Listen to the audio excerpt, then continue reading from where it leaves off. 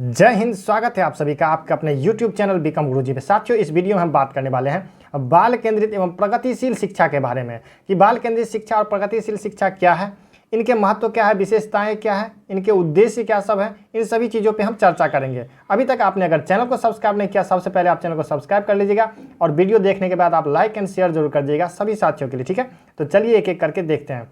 देखिए, सबसे पहले जब हम बात करते हैं बाल केंद्रित शिक्षा की, जब हम बाल केंद्रित शिक्षा की बात करते हैं यानी कि चाइल्ड सेंटर्ड एजुकेशन, इसकी अवधारणा जो है ये गिज्जू भाई ने दिया है। ये हमारे भारतीय भाई मनोवैज्ञानिक थे, उन्होंने ही इसकी अवधारणा दी थी, ठीक है। अब बात कर लेते हैं। देखिए, बाल केंद्रित शिक्षा में आखिर क्या सब होता है, तो क्या सब होता है। बाल केंद्रित शिक्षा में शिक्षा का केंद्र बिंदु बालक होता है। शिक्षा का केंद्र बिंदु बालक होता है। कहने का मतलब है कि देखिए, केंद्र बिंदु कहने का मतलब होता है कि जो कुछ भी हम कर रहे हैं वो बालक के लिए कर रहे हैं, बालक के हिसाब से कर रहे हैं। मतलब जिसमें बालक की इच्छा है, बालक की रुचि है, इसी हिसाब से हम कर रहे हैं सभी चीज़ों को, ठीक है। यानी बालक के लिए ही करना, बालक के लिए ही शिक्षा देना, ये सब क्या है, बाल केंद्रित शिक्षा है, ठीक है। उसके बाद आता है इसके अंतर्गत, यहाँ बालिका लिखा गया है, बालक, ठीक है, बालक या बालिका कुछ भी, कोई दिक्कत नहीं है। बालक के रुचियों, प्रवृत्तियों तथा क्षमताओं को ध्यान में रखकर शिक्षा प्रदान की जाती है। मतलब बालक की जो अपनी इच्छा है, उनकी इच्छा को ध्यान में रखेंगे, उनकी प्रवृत्ति, क्षमताओं, यानी क्षमताओं का मतलब होता है उनकी योग्यता, उनकी योग्यताओं को ध्यान रखेंगे। ये नहीं कि अब पहली क्लास का बच्चा है उसको 5वीं क्लास का बुक दे दिए पढ़ो, या उसके 5वीं क्लास के बुक से पढ़ा दिए, ऐसा कुछ नहीं। उनकी जो अपनी क्षमता है उस क्षमता के अकॉर्डिंग ही उनको हम पढ़ाएंगे, ठीक है।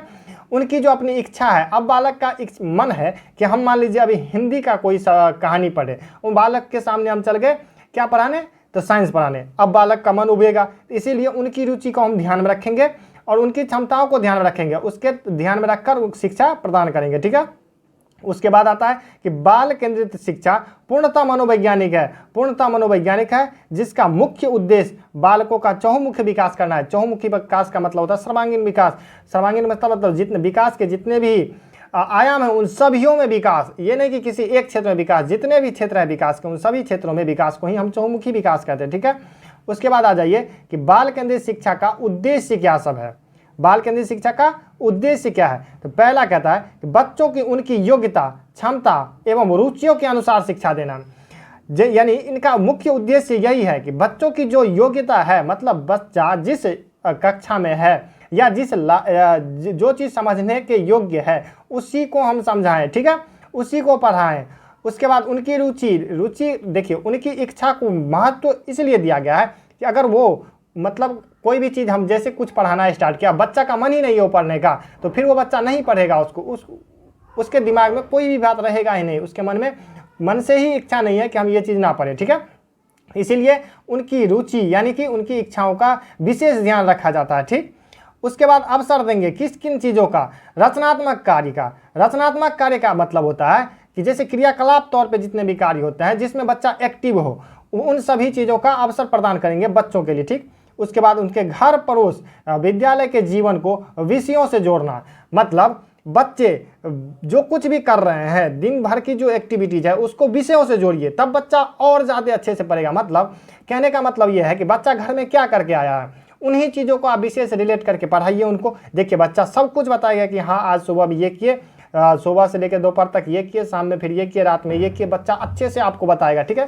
तो इसीलिए क्या करेंगे, घर पड़ोस और विद्यालय के जीवन को विषयों से जोड़ के पढ़ाना है, ठीक। उसके बाद स्वयं से कार्य करने, यानी बच्चा को स्वयं से कार्य करने का मौका ज़्यादा से ज़्यादा आपको देना है। ये नहीं कि सारा काम हम शिक्षक हैं तो हम ही सारा काम कर दिए, बच्चा को करने दीजिए। बच्चा जितना करेगा उतना बेहतर सीखेगा। खोजने एवं नियमों को जानने, बच्चा को खोजने एवं नियमों को जानने का मौका दीजिए, यानी अवसर दीजिए उनको अपनी क्षमताओं एवं कौशलों को व्यक्त करने के।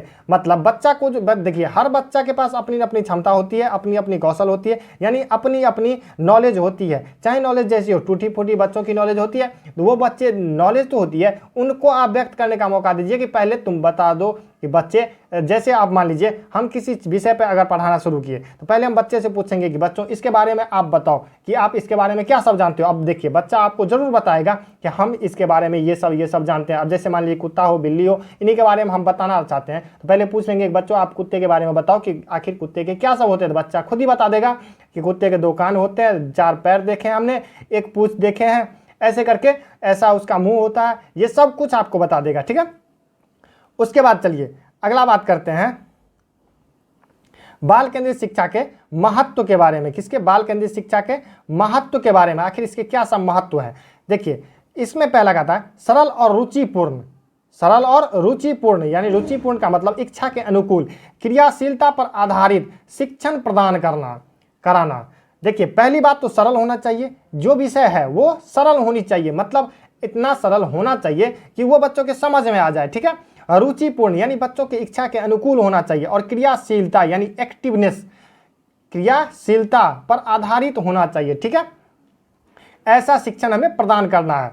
उसके बाद आता है व्यवहारिक ज्ञान को सामाजिक ज्ञान के साथ जोड़ना। देखिए, बच्चों का जो व्यवहारिक ज्ञान है, उसका जो अपना व्यवहारिक ज्ञान है, उसको सामाजिक ज्ञान के साथ जोड़ेंगे। ठीक है, सामाजिक ज्ञान को के साथ जोड़ के जब हम उसको बताते हैं किसी भी चीज़ को, तो वो बच्चे अच्छे से समझता है, क्योंकि बच्चा दिन रात वहीं रहता है। ठीक है, उसके बाद स्वयं से करके सीखने पर बल देना चाहिए। अब देखिए, ये बात हमेशा ध्यान रखिए, बच्चा खुद से जितना कार्य करेगा वो ज़्यादा सीखेगा। मतलब हम कोई बात बच्चे को बताएंगे या बच्चा अपने मन से जो काम करेगा उसमें बच्चा बेहतर सीखेगा। किसमें? जो बच्चा खुद से कर रहा है उसमें वो बेहतर सीखेगा। ठीक, उसके बाद आता है बाल केंद्रित शिक्षा की विशेषताएं। इसकी विशेषताएं क्या सब होती है? देखिए, यह एक आधारभूत शिक्षा है जिसके माध्यम से हम बालक को शुरुआती तौर पर जिधर चाहे उधर मोड़ सकते हैं।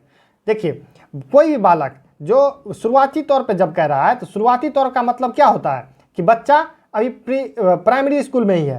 प्राइमरी स्कूल के बच्चे को हम जिधर चाहे वैसा जैसा माहौल देंगे, वैसा बच्चा जो है वैसे माहौल में ढल जाएगा। यानी कि हम जैसा ट्रैक देंगे बच्चा उसी रास्ते पे दौड़ेगा। ठीक है, यही कह रहा है कि यह एक आधारभूत शिक्षा है। मतलब बाल केंद्रित शिक्षा जो है यह एक आधारभूत शिक्षा है। आधारभूत का मतलब बेस, हम बच्चे का बेस बना रहे हैं। ठीक, जिस पे उसी पथ पे वो आगे चलेगा। ठीक है, तो इसके बाद इसमें बालक के चहुमुखी विकास पर बल दिया जाता है। ठीक है, बालक के चहुमुखी विकास पर बल दिया जाता है।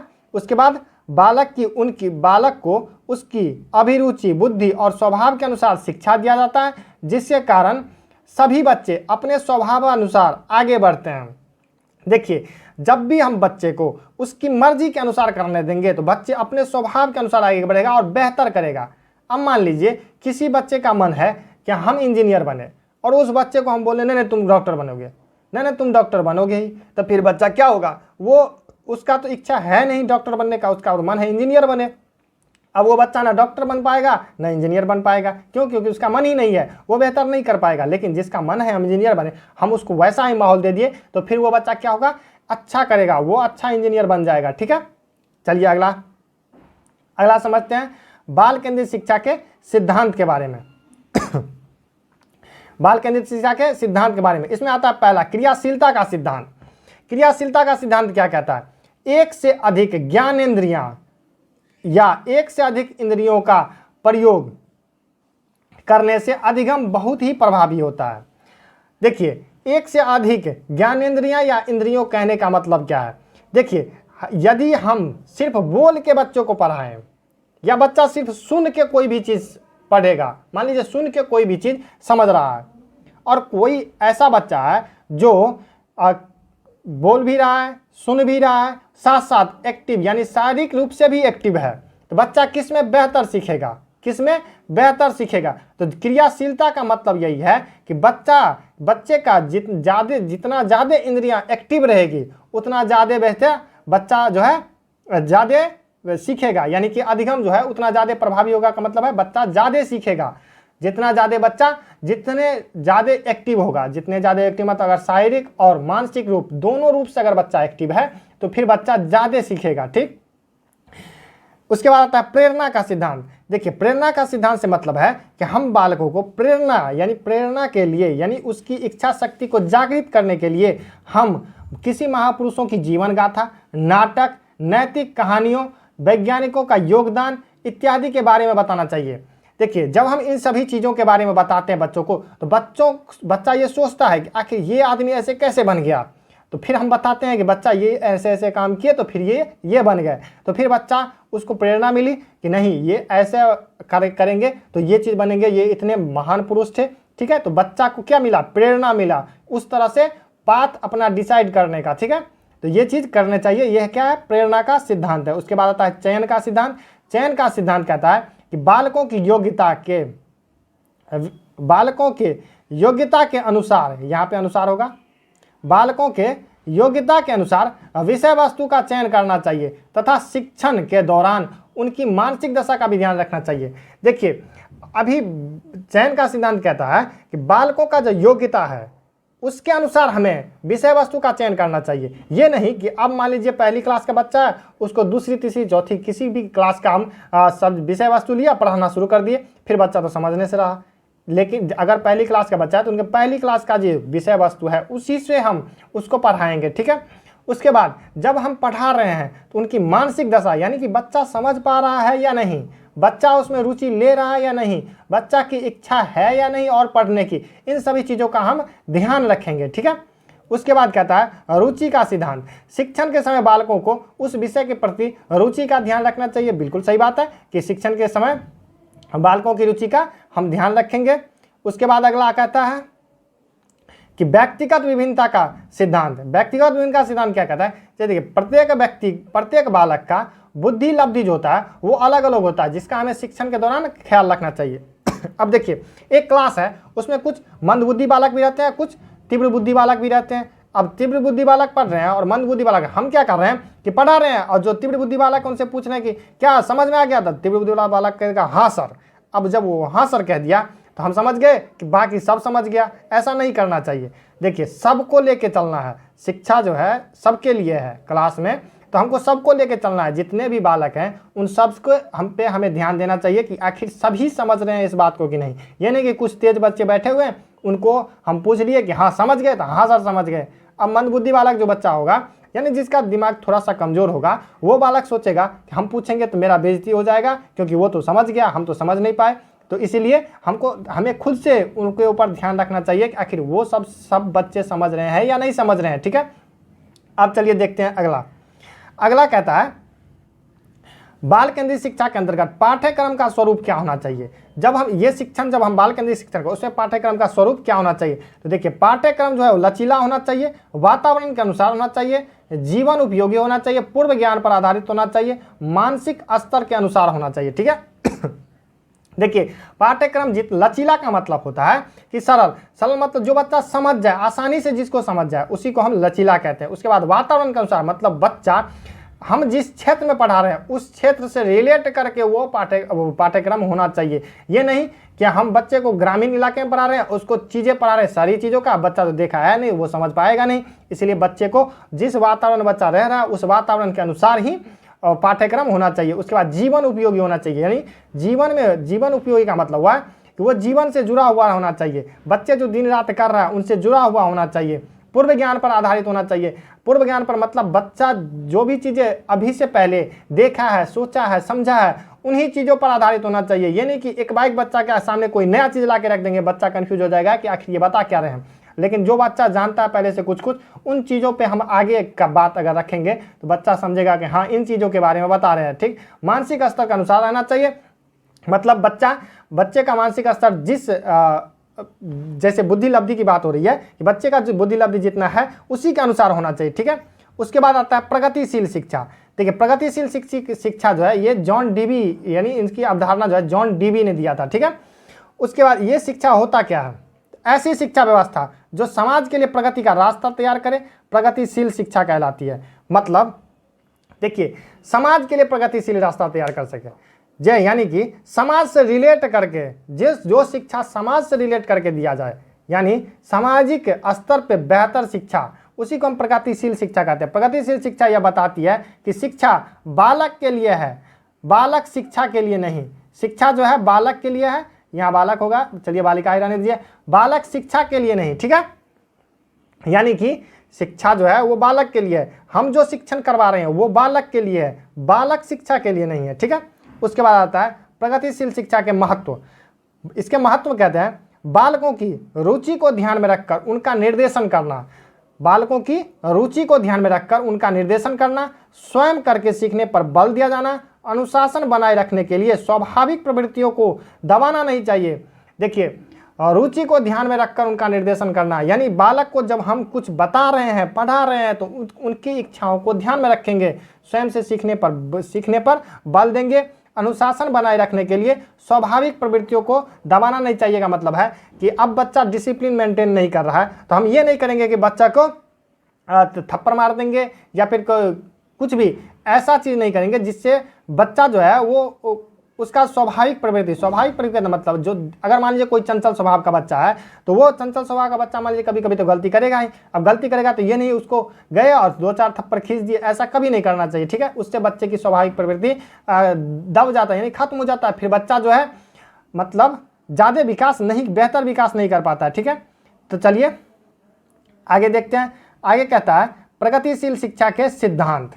क्या है? प्रगतिशील शिक्षा के सिद्धांत क्या सब है? इसमें पहला है मस्तिष्क एवं बुद्धि का सिद्धांत।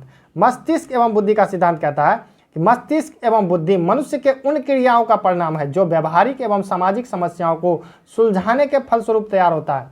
देखिए, मस्तिष्क यानी कि बुद्धि, जब भी हम व्यवहारिक या सामाजिक समस्याओं को सुलझाने के फलस्वरूप तैयार होता है, यानी बुद्धि जो है हमारा, हमें तभी पता चलता है कोई भी चीज़। देखिए, आपके अंदर क्या है या मेरे अंदर क्या है या किसी बच्चे के अंदर क्या है, ये तो तभी पता चलेगा जब कभी ना कभी हम उसको उस चीज़ से रिलेटेड करके कोई भी चीज़ देखेंगे।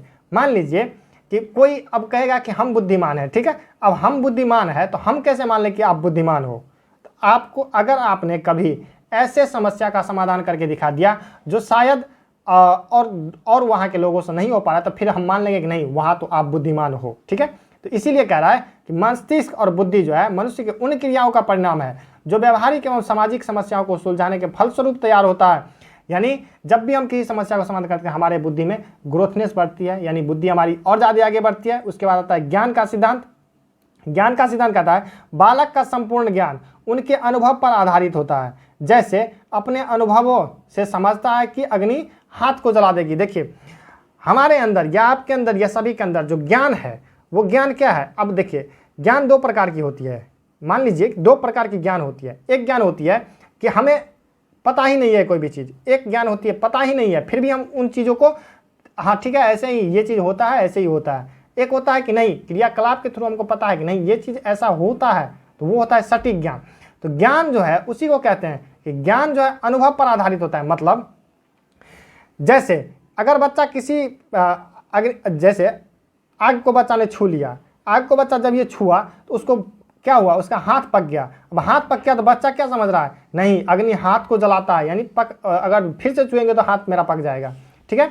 तो उससे बच्चा क्या हो रहा है, समझ रहा है। क्या समझ रहा है? अपने अनुभव से समझ रहा है। किससे? अपने अनुभव से समझ रहा है कि मेरा हाथ जल जाएगा अगर मैंने आग में हाथ डाला तो, ठीक। उसी प्रकार से पानी मान लीजिए ठंडा होता है या बर्फ ठंडा होता है, तो बर्फ ठंडा तो बर्फ बच्चा छुएगा तो उसको लगेगा कि हाँ बर्फ तो ठंडा होता है। तो फिर मतलब क्या है, बच्चा अनुभव करके सीखा है कि बर्फ ठंडा होता है। तो वही कह रहा है कि बालक का जो संपूर्ण ज्ञान है वो अनुभव पर आधारित होता है। बालक जो करता है वो चीज़ सीखता है और उसी को समझता है, ठीक। उसके बाद आता है चिंतन की प्रक्रिया का सिद्धांत। चिंतन की प्रक्रिया का सिद्धांत कहता है कि मनुष्य चिंतन किसी न किसी कारण से करता है, जैसे किसी काम के बीच बाधा उत्पन्न होने से।